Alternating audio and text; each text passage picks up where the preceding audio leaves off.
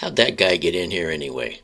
Hello, this is Mr. Kent of MrKent.com, and we recently received a letter from a planning development company, and it was a little bit disturbing, and I'm sure it's going to be very disturbing to a lot of the residents around my house, because this company has a proposed development in a 13.7 acre area, which is the area where I call our vacant lot on the other side of my neighbor's fence across the street. And they're going to construct a 276 unit at the corner of Combs Road and Alcantara Drive. And we'll take a look at a map in a minute here. And in order to do that, they have to change some codes. They're amending the comprehensive plan from moderate low density residential, which is what we have right now, to high density residential, in other words, more people per square foot. And they're also rezoning the industrial buffer zone, which is like farm country and houses, to multiple residence zone, as you can see.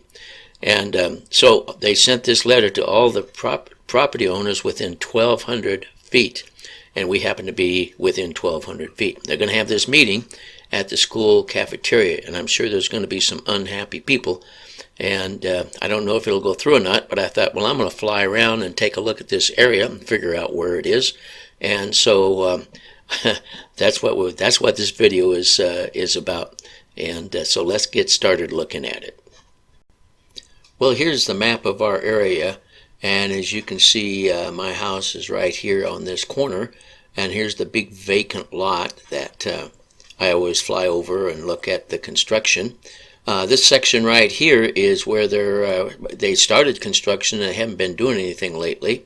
And this other square over here is the 13-acre square that is referred to. And then this street right here is the Alcantara Avenue, and it intersects with Combs Road, which is right there. So that's the area, is that 13.7 acre area that they're going to be building the high-rise apartment building in. So that's the area I flew over and took some pictures of, plus some other construction that we've already talked about.